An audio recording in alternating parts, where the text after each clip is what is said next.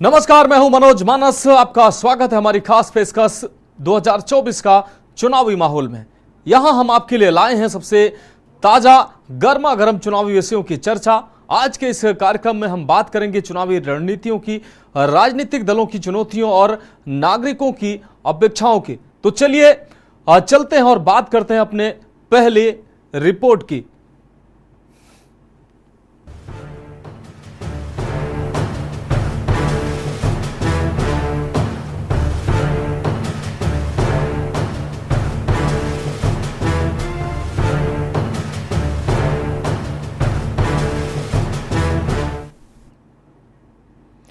लोकसभा चुनाव के चुनावी शोर में जनता की समस्याओं का मुद्दा लगातार उठ रहा है।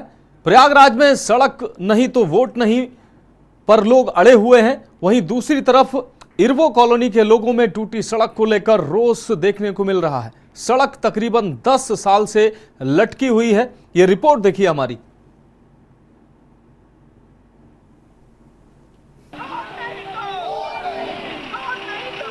उत्तर प्रदेश के प्रयागराज की इरवो कॉलोनी के लोगों ने ऐलान कर दिया है कि वे लोकसभा चुनावों में वोट नहीं डालेंगे।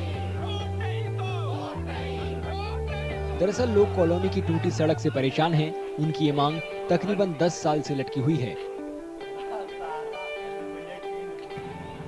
यहाँ पे जो है 2014 से लोग आते हैं और आश्वासन देते हैं कि रोड बन जाएगी, रोड बन जाएगी, लेकिन 2014 से हम लोग इंतज़ार कर रहे हैं, लेकिन आज तक रोड नहीं बना। और हम जब आते हैं, इलेक्शन का समय होता है, लोग आते हैं और हम लोग उनके साथ बहुत मेहनत करते हैं, घूमते हैं कॉलोनी में, सबको वोट देने के लिए प्रोत्साहन करते हैं, लेकिन कोई सुनता नहीं, बस कह के चले जाते हैं लोग। और वोट लेने के बाद रोड वगैरह पे कुछ काम नहीं कराया है। बहुत दिक्कत परेशानी होती है हम लोग को। हम लोग इतना परेशान हो गए हैं इस रोड से। बारिश के मौसम में इतनी बुरी स्थिति हो जाती है कि यहाँ से निकलना, आना जाना, बैठना बहुत कठिन हो जाता है। सिर्फ एक बार रोड बनी है और उसके बाद यहाँ कोई रिपेयरिंग नहीं हुई है। और जब रिपेयरिंग की ज़रूरत पड़ती है तब हम सब लोग चंदा इकट्ठा करके किसी तरीके से यहाँ की रिपेयरिंग कराते हैं कि वो रोड निकलने लायक हो जाए। लोगों की शिकायत है कि चुनाव नजदीक आते ही नेता वोट मांगने तो आते हैं, लेकिन सड़क बनवाने का वादा पूरा नहीं करते। चाहे वो योगी जी के कितने भी लोग आते हैं, जैसे केशव प्रसाद मौर्य जी आए, केसरी देवी आई, और इतने लोग आते हैं और देख करके चले जाते हैं। फिर भी बस एक आश्वासन देते हैं कि नहीं, यहाँ रोड बनेगी, आप लोग वोट कीजिए, भाजपा को दीजिए। लेकिन यहाँ के पूरे कॉलोनी वाले सब लोग भाजपा के ही मतदान फेवर में हैं, लेकिन ये काम होता नहीं है हम लोगों का। जब इलेक्शन का समय आता है तो नेता लोग आते हैं, वोट मांगते हैं। जब सड़क की बात की जाती है तो कह देते हैं कि भाई अभी तो संहिता लग गई है, लेकिन जैसे इलेक्शन ख़त्म होता है हम सड़क आपकी बनवा देंगे। सड़क की अवस्था तो निश्चय ही बहुत ख़राब है। खुद भी देख के कहते हैं, पानी में डूबते हुए वो भी आते हैं कॉलोनी में। मैंने खुद पर्सनली, मैं पूर्व अध्यक्ष इस कॉलोनी का पूर्व अध्यक्ष हूँ। मैंने सिद्धांत सिंह को अप्रोच किया, 2 बार अप्रोच किया कि भाई ये हमारी बेसिक प्रॉब्लम है। एक केसरी देवी पटेल भी आई थी यहाँ पर। ये सब नेता आते थे, आ करके हमको आश्वासन देते, साहब आपकी बना देंगे। सिद्धांत सिंह जी ने कह दिया साहब सैंक्शन हो गया, 80 लाख समथिंग हो गया है, लेकिन आज तक इसका समाधान नहीं होगा। बीजेपी नेता गणेश केशरवानी पिछले साल प्रयागराज के मेयर बने थे। वे भी मानते हैं कि शहर के कुछ इलाकों में सड़कों का काम पूरा नहीं हुआ है। भारतीय जनता पार्टी की सरकार ने आदरणीय नरेंद्र मोदी जी के नेतृत्व में, आदरणीय योगी जी के नेतृत्व में और प्रयागराज में आदरणीय केशव प्रसाद मौर्य जी के नेतृत्व में बहुत ही व्यापक विकास के काम हुए हैं। हाँ, ये बात ठीक है, कई जगह पर कुछ काम अभी बाकी है। तो लोकतांत्रिक व्यवस्था में मैं यही निवेदन करना चाहूँगा कि आप सब लोग इस लोकतंत्र के महापर्व पर भागीदारी करें, वोट करें, मतदान करें, और जो सड़कें नहीं भी बनी हैं भविष्य में उनको बनाने का हर संभव प्रयत्न और प्रयास किया जाएगा। ऐसी कोई सड़क नहीं रहेगी जो ना बने।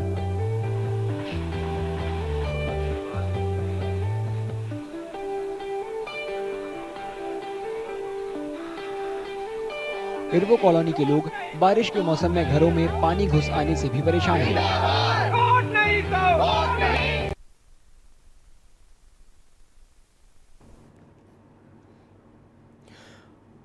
तो 24 का चुनावी माहौल में अब हम अगली लोकसभा सीट की बात करते हैं। लोकसभा चुनाव 2024 की जंग के ऐलान के बाद बुधवार को पहले चरण के लिए नामांकन का दिन था।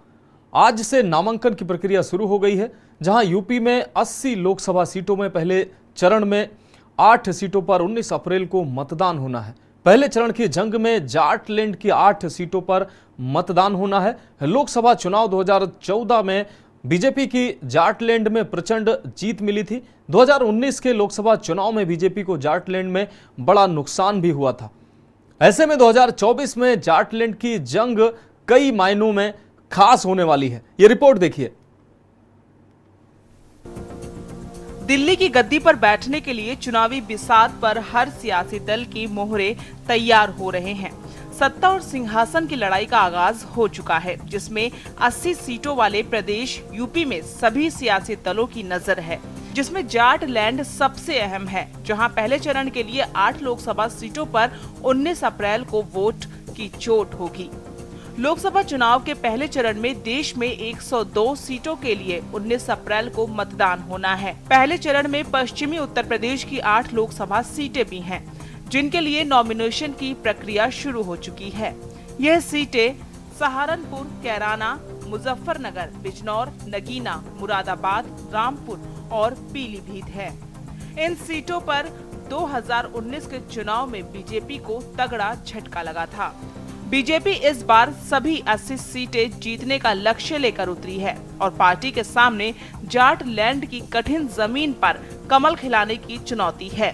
इन सीटों पर 2019 के चुनाव में विपक्षी पार्टियां भारी पड़ी थीं, लेकिन इस बार बदले हालात में एनडीए और विपक्षी इंडिया दोनों गठबंधनों के समीकरण का भी टेस्ट होना है।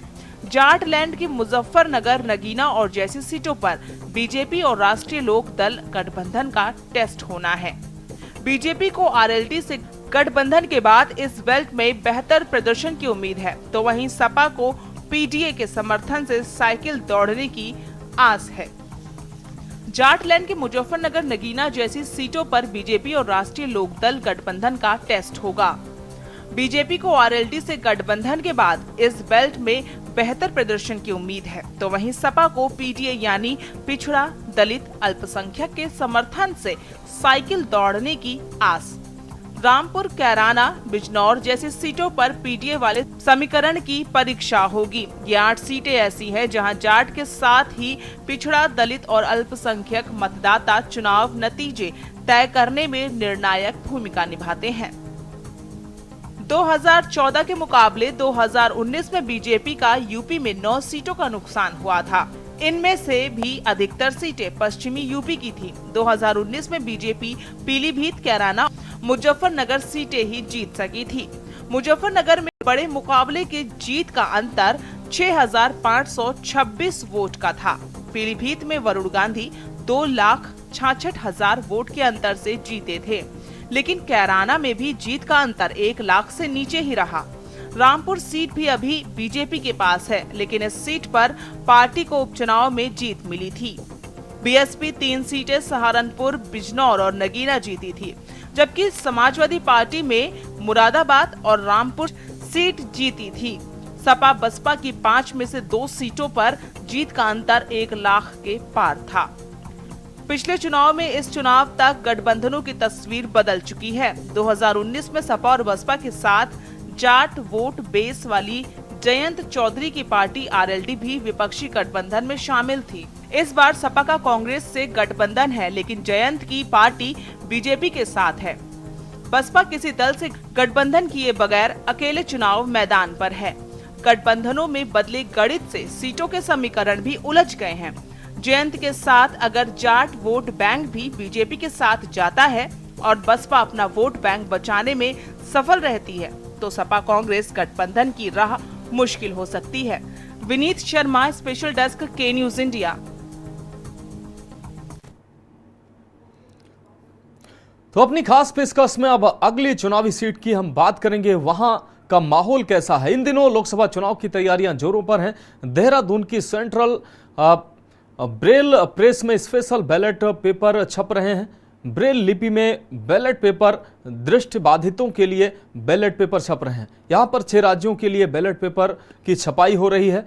ये रिपोर्ट देखिए।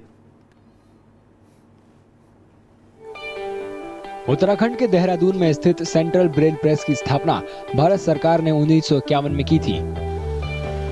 यहाँ पर दृष्टिबाधित लोगों के लिए ब्रेल लिपि में किताबें छापी जाती हैं। इस प्रेस में कई प्रकार की किताबें छापी जाती हैं।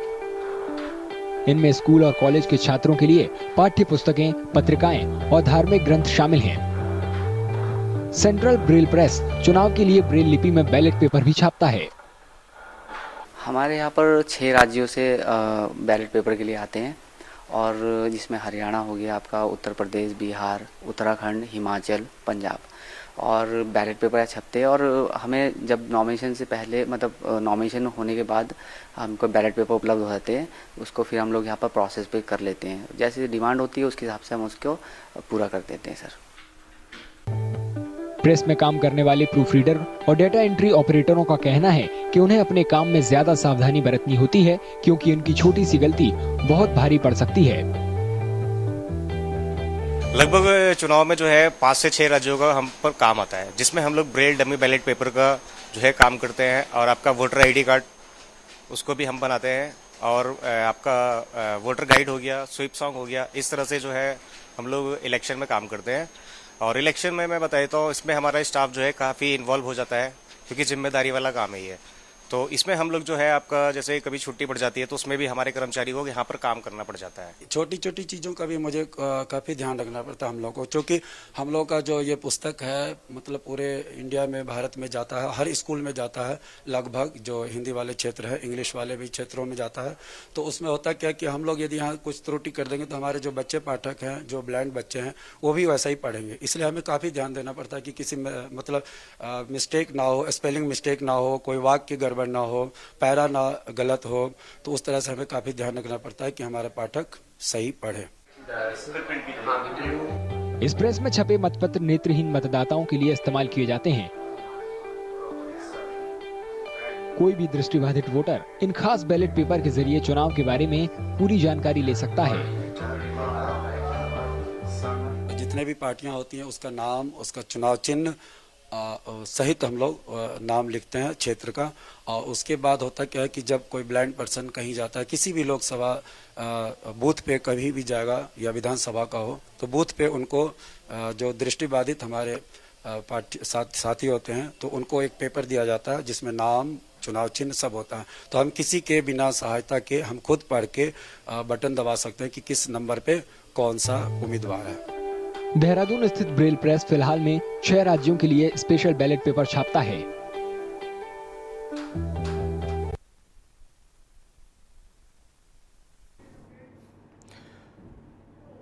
तो हमारी खास पेशकश 24 का चुनावी माहौल में एक ब्रेक का वक्त हो गया है, और ब्रेक के बाद हम अगली लोकसभा सीट की चुनावी माहौल की बात करेंगे।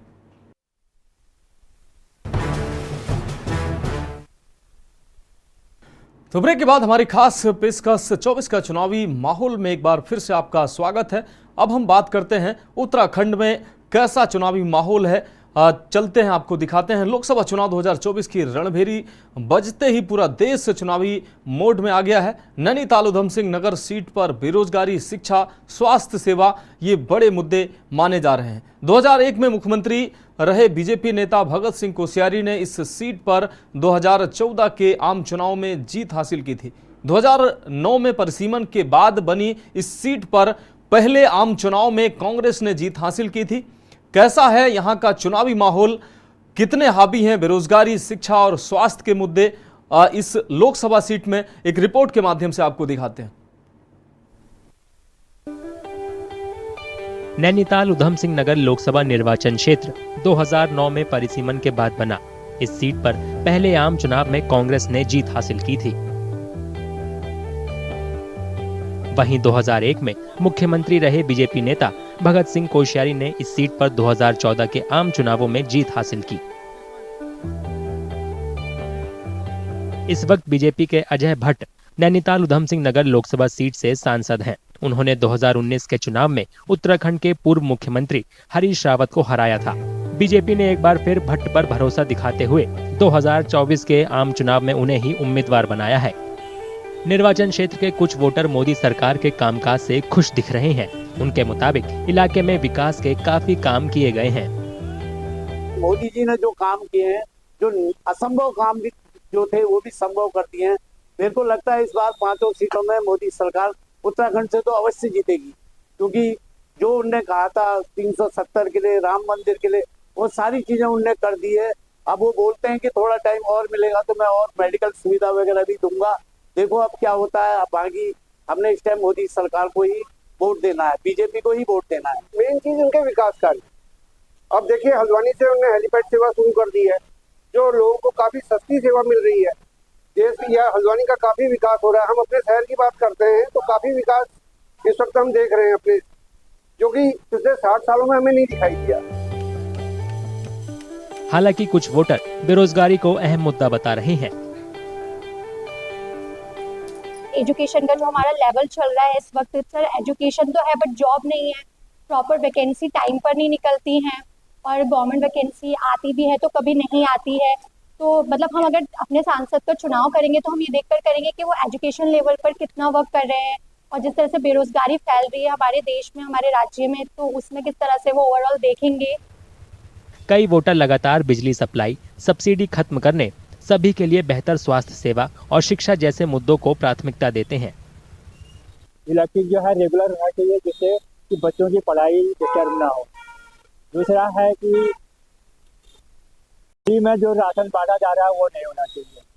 फ्री का वाला चीज खत्म कर दीजिए, और एजुकेशन और हेल्थ ये फ्री होना चाहिए। वहीं इलाके के किसानों का कहना है कि वे केंद्र सरकार के रवैये से निराश हैं, क्योंकि उसने राज्य में शिक्षा, स्वास्थ्य और कृषि जैसे क्षेत्रों पर ध्यान नहीं दिया। ना तो यहाँ पे उत्तराखंड में कोई शिक्षा का इतना जोर दिया जा रहा है, और ना ही स्वास्थ्य के ऊपर जोर दिया जा रहा है, और एग्रीकल्चर को तो एक साइड में रख रखा है। उस पर कोई भी तो बात करने के लिए तैयार नहीं होता, क्योंकि हम तो एग्रीकल्चर को सपोर्ट करते हैं, फार्मर हैं। 2024 के लोकसभा चुनाव 19 अप्रैल से 1 जून तक 7 चरणों में होंगे। उत्तराखंड की 5 लोकसभा सीटों के लिए वोटिंग पहले चरण में 19 अप्रैल को होगी।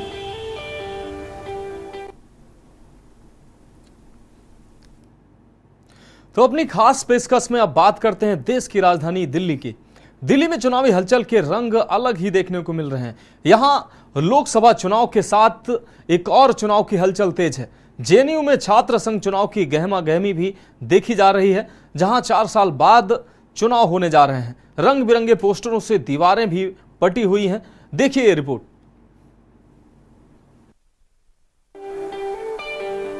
The walls of the Jawaharlal Nehru University are plastered with colorful posters, while the beats of traditional dufflies and catchy slogans rend the air as campaigning for students' body polls reaches a crescendo.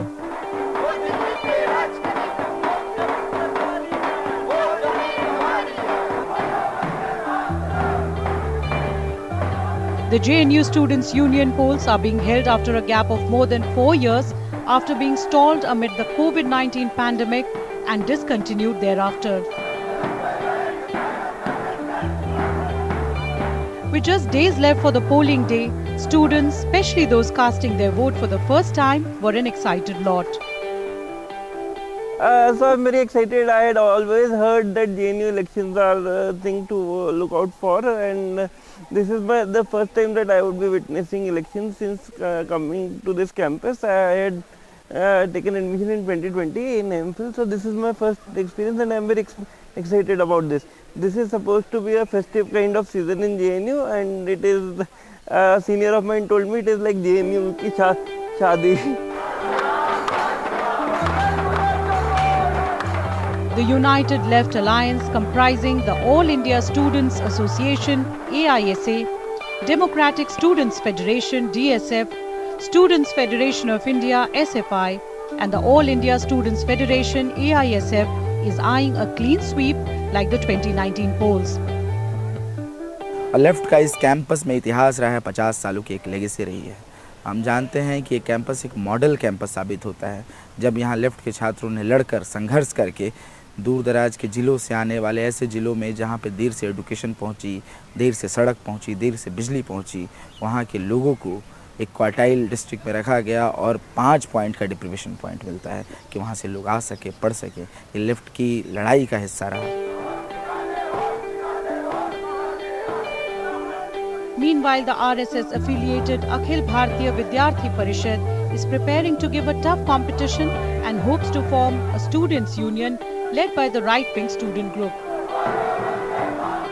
Communist जो है left unity के माध्यम से जो JNU चल रहा है, वो अभी भी उनका तानाशाही यहाँ पे उनका ख़त्म नहीं हुआ है। वो जेएनयू को एक प्लेटफॉर्म, पॉलिटिकल प्लेटफॉर्म जैसे यूज़ करते हुए 2019 में जैसा स्टूडेंट्स उनको भरोसा करके जेएनयू में चुनाया गया था, लेकिन वो भरोसा तोड़ के जाके वेस्ट बंगाल में चुनाव लड़ने के अलावा यहाँ और कुछ कैंपस में कोई डेवलपमेंट काम, कोई कंस्ट्रक्टिव काम किया नहीं आज तक। Other student outfits are also campaigning extensively to position themselves as a viable alternative to the traditional left-right students' body. The Congress's students' outfit has fielded only 2 candidates for the central panel and is hoping to make a mark. तो इस campus में 2 तरीके की राजनीति हो रही है। एक हेट मॉन्गरिंग की राजनीति हो रही है, एक फियर मॉन्गरिंग की राजनीति हो रही है। एक संगठन आता है, ये कहता है कि अगर आपने हमें वोट नहीं किया तो दूसरा संगठन आ जाएगा, यानी एबीवीपी। और एबीवीपी के साथ दिक्कत ये है कि वो पूरे कैंपस के छात्रों के साथ मारपीट करने में, उनके साथ बदतमीज़ी करने में कोई कसर छोड़ता नहीं है। तो एक तरीके से कैंपस में अशांति है। हमारा एक ही उद्देश्य है कि इस कैंपस में किसी तरीके से शांति बहाल हो सके।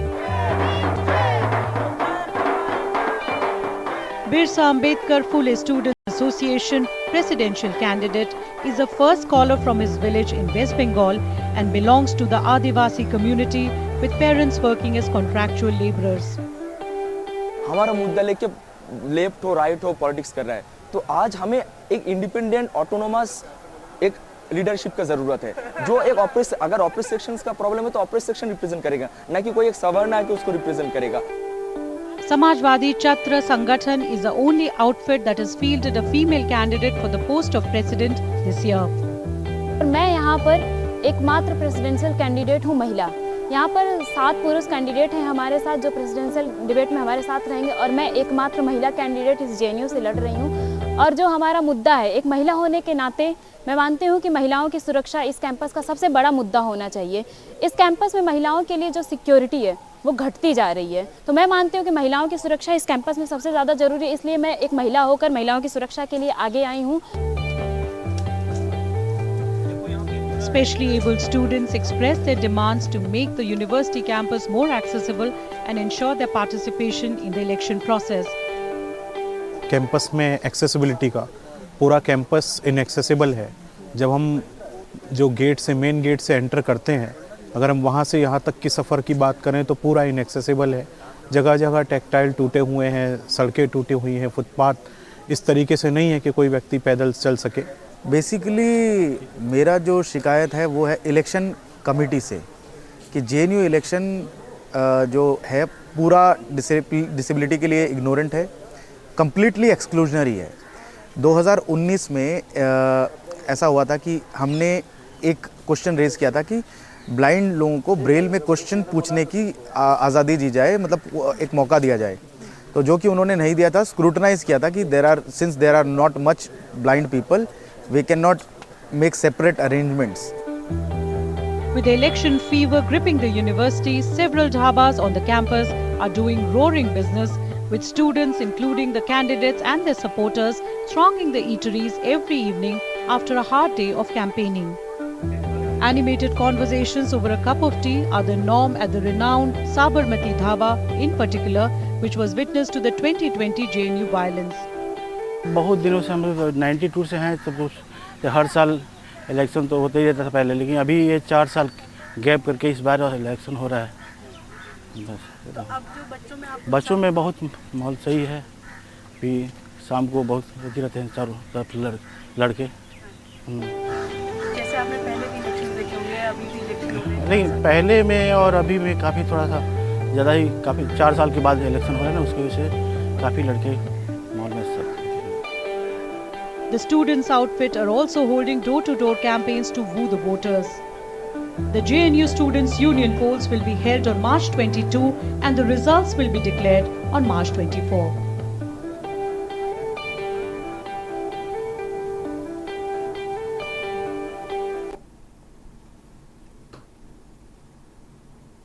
तो हमारी खास पेशकश 24 का चुनावी माहौल में आज के लिए हमारे साथ इतना ही। मुझे दीजिए इजाजत और आप देखते रहिए के न्यूज़ इंडिया।